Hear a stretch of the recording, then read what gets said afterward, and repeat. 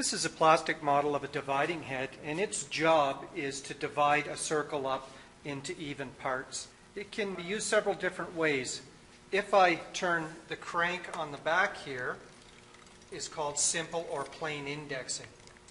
If I rotate the spindle, it can do what's called direct indexing. I can also use the crank handle to do angular indexing, or I could do differential indexing. If I turn the crank handle here, what it does is it turns a bevel gear on the bottom of this crank handle, which turns the shaft on the bottom, rotating the worm. I'll reposition the camera in a minute to see that, which turns the worm gear. Now each revolution of this crank handle will move the shaft on the bottom one revolution, which causes the gear that it's mated with to move one of the number of teeth. This particular gear has 40 teeth on it, so what we have is a 40-to-1 gear reduction for simple or plain indexing. Here's another angle of the worm and the worm gear in mesh. Again, if I turn the crank, you can see the worm starts to spin, which drives the worm gear on top. And this is causing that reduction. This will cause the chuck to turn, which is on that shaft on the top, which is the spindle. Dividing heads provide a device so we can actually drop the shaft that the worm is on if we don't want to use that 40-to-1 reduction. So if we just drop that worm shaft out of the way, now we have a 1-to-1 gear reduction. In other words, I can just rotate the chuck, and the spindle of the chuck will make one complete revolution. So we have a 1-to-1 reduction when that worm is dropped. This is the principle that the dividing head actually works on. Here's an actual dividing head set on a milling machine table, and you will notice the hole plate and the crank pin on the front with that 40-to-1 gear reduction at the chuck. So if I turn this crank pin, what happens is it will turn the chuck. So I'll end up pulling this out and the chuck is turning. That's because the worm is actually engaged. On the back side of this particular dividing head, we actually have a mechanism that if we unlock it, we can actually drop that worm from the worm gear so it's not in rotation. So I'm just going to take a wrench and loosen this nut, and now I can actually swivel it out of the way, and I'll tighten the nut so it doesn't accidentally engage again. Back to the front side of the dividing head again. If I turn the crank, you can see now there is nothing happening at the chuck. So what we have to do in order to turn the chuck is we actually have to grab a hold of the chuck of the work holding device and we can spin it. Now there's a shaft that runs right through the dividing head on this chuck, and either just in behind the chuck or on the back side of it there will be a direct indexing plate. In this case it's on the back side, and it will be one of three particular plates, either a 24, a 30, or a 36 groove holes. So we're looking at the back side of the spindle now, and this is that direct indexing plate I was talking about. If we actually undo this nut, we can change it. This particular one is 24 groove. Again, it could be a hole. So it's a direct indexing plate. They also make them 30 and 36. These will come with your dividing head. And if I rotate the chuck by hand and I line it up at 0, now I'm just going to drop this lock down in so there's nowhere it can go, and we're ready to start cutting the first flat. In this case, what we'll do is we will make 4 flats. So there's 24 grooves on the back of this plate. So if I divide 24 by 4, I should move 6 grooves for every flat in order to make a 4-sided shaft or a square shaft.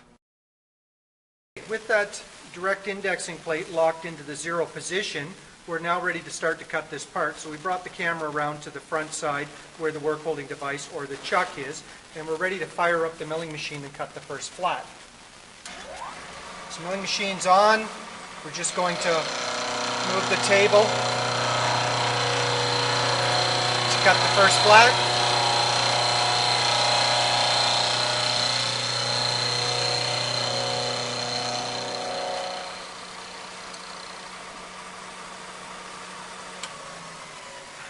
Because we have to get our hand in next to the chuck, we'll make sure that that spindle is shut off, and you can see we now have one flat. We'll take you back to the back of the dividing head again, and we will move it around so we get the next flat. So we're ready to move this to get the next flat, so we're just going to release the lock, and what we'll do is we will count 6 spaces. We never ever count the space we were in. So 1, 2, 3, 4, 5, 6. Again, 24 divisions divided by 4. So that'll end up being 6. The number in the math you work out needs to be a whole number. If it's a fractional number, you cannot use direct or rapid indexing. So here we go. 1, 2, 3, 4, 5, 6.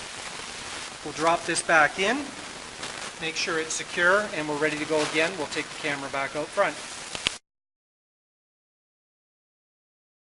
Okay, so here we are ready to cut that second flat. So we'll turn the milling machine on, and we will move the cutter through the part.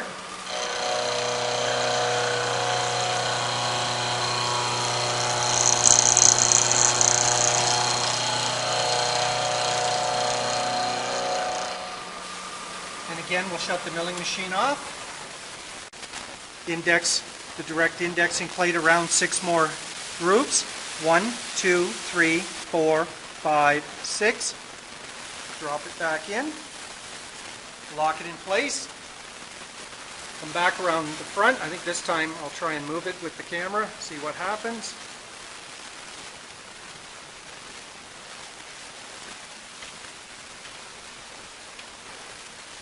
Turn the milling machine on.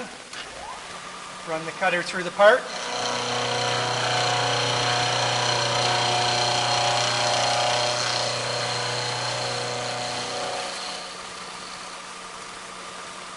Machine off. This time I think I'll just move the direct indexing plate by hand without moving the camera back, so you can see what's happening on the front side.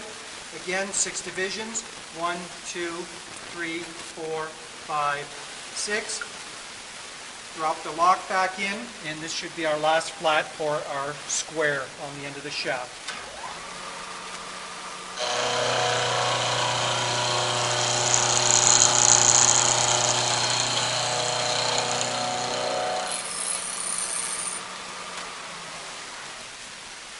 And all we need to do is clean this part up, and it is good to go. We have a flat. Width across the flat will be determined by how high the table is moved up or the cutter is moved down into the part. Again, this is direct indexing. We have a 1-to-1 ratio because we've dropped the worm from the worm gear, so they're no longer in rotation together. And we are using direct indexing plates which are bolted to the back of the spindle. In this case, it's a 24 division direct indexing plate. We also could have used a 30 or a 36 division. The number of grooves in the whole plate, in this case 24, is divided by the number of flats machined. In this case it's 4. So 24 divided by 4 gives us a whole number of 6 divisions. We cannot use a mixed fraction. It has to be a whole number. If we have to use a mixed fraction, we have to go to what is called simple indexing. Thank you.